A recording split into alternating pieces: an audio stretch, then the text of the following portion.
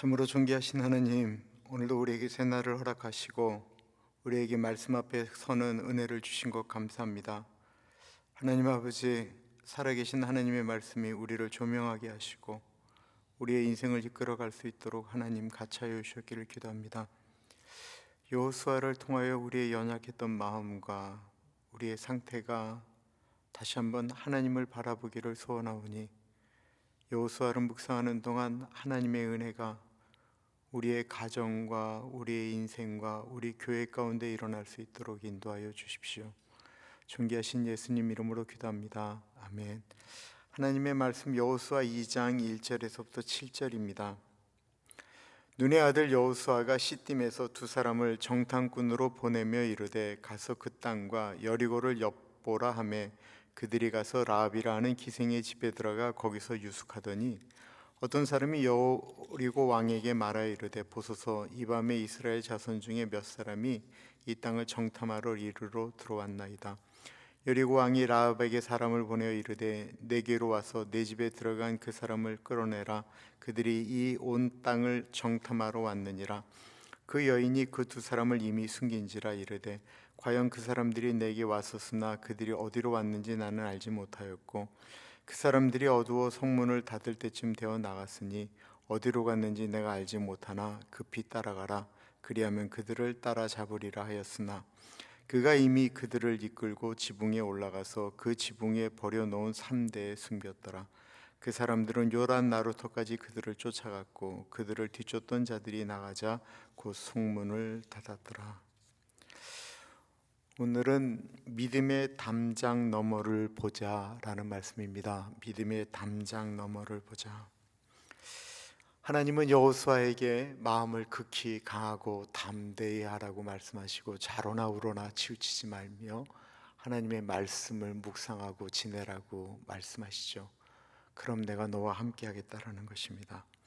그리고 그 약속의 땅을 취하기 위하여 하나님의 작전이 시작되어지는데, 그것은 바로 두 사람을 가나안으로 들어가기 전에 여리고로 정탐꾼을 보내라고 하는 것입니다. 근데 우리는 그냥 그런가 보다라고 할 수 있는데요, 38년 전 이 여호수아에게는 이 정탐이라고 하는 것이 굉장히 두려운 아픔입니다. 38년 전에 가데스 바네아에서 12 정탐꾼을 가나안으로 보냈다가 10명의 부정적인 사람들의 보고 때문에 온 백성들이 울며 하나님 앞에 엎드려지고 그들이 40년 동안을 가나안으로 들어가지 못하고 유리방황했던 경험이 있기 때문에 그렇습니다.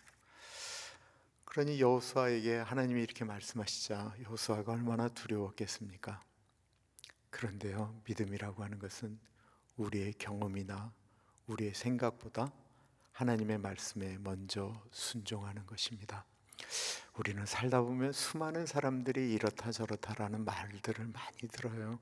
목회를 하다가도 듣고 이게 좋지 않겠느냐라는 이야기를 많이 듣는데, 묵상이 좋은 이유는 그때 하나님이 원하시는 것이 무엇이냐를 바라보게 되는 것입니다. 주님의 일을 하는 데는 두 종류의 사람들이 나오게 되죠. 이 정탐꾼이 여리고에 들어가자 두 종류의 사람이 나타나는데, 하나는 하나님의 일을 방해하는 사람들입니다. 2절 봅니다. 어떤 사람이 여리고 왕에게 말하여 이르되 보소서, 이 밤에 이스라엘 자손 중에 몇 사람이 이 땅을 정탐하러 이리로 들어왔나이다. 정탐꾼이 들어온 것을 바로 왕에게 일러 바친 사람들입니다. 이들은 밤중에도 눈이 참 밝습니다. 남의 약점을 귀신처럼 찾아냅니다. 이런 사람들은 늘 우리 주변에 있습니다. 비난하고 비판하고 어떻게든지 약점을 들춰내라고 합니다. 시편 2편은 이렇게 말씀하고 있습니다. 이방 나라가 분노하며 헛된 일을 꾸미거늘 하늘에 계신 이가 보고 웃으시며. 하나님의 일은 방해받지 않으십니다. 우리가 얼마나 하나님께 순종하느냐가 중요한 것이죠. 또 다른 사람은 하나님의 일에 도움이 되는 돕는 사람입니다. 그 이름이 라합입니다. 눈의 아들 여호수아가 시딤에서 두 사람을 정탐꾼으로 보내며 이르되 가서 그 땅과 여리고를 엿보라 하매 그들이 가서 라합이라는 기생의 집에 들어가 거기서 유숙하더니 이 라합의 직업이 나옵니다. 기생이라는 거예요. 세상으로 보면 그 당시의 기생은 자발적일 수가 없습니다. 힘이 없고 능력이 없고 아무것도 못하기 때문에 할 수 없이 그렇게 되는 거예요. 아무리 똑똑한 여자라고 할지라도 시대적으로 그럴 수밖에 없었던 사람인데, 신분과 상관없이 이 여인이 하나님의 편에 섰다라는 것입니다. 그는 정탐꾼을 숨기고 왕의 명령을 거절합니다.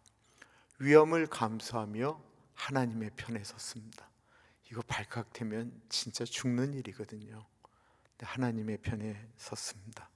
그녀의 지혜와 순종이 오늘 본문에는 얼마나 지혜롭게 나오는지 모릅니다.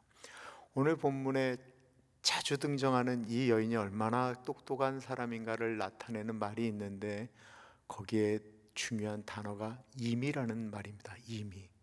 4절에 보면 그 여인이 그 두 사람을 이미 숨긴지라. 6절에 보면 그가 이미 그들을 이끌고 지붕에 올라가서 그 지붕에 버려놓은 3대에 숨겼더라. 그러니까 라합은 이미 그 사람들을 3대에다 숨겨놓고 이미 길을 돌려보내고, 그리고 나중에 이미 자신을 구원해 달라고 하는 구원의 붉은 줄을 내렸던 것입니다. 믿음의 사람이라고 하는 것은 앞날을 보는 건 아니에요. 그러나 믿음의 사람이라고 하는 것은 앞에 대해서 하나님이 붙들고 있는 그 미래에 같이 꿈꾸며 계획하는 것입니다. 하나님의 계획에 동참하기 때문에 이게 가능한 것입니다. 라합의 믿음은 그럼 어디서 왔을까요? 라합이 어떻게 이런 결단을 할 수 있었을까요? 그는 들었기 때문에 그렇습니다. 내일 본문 말씀인데요, 우리가 들었노라 여호와께서 너희 앞에서 홍해물을 마르게 하신 일과 아모리 왕 시온과 옥을 멸하신 일을 들었다라고 이야기하고 있습니다.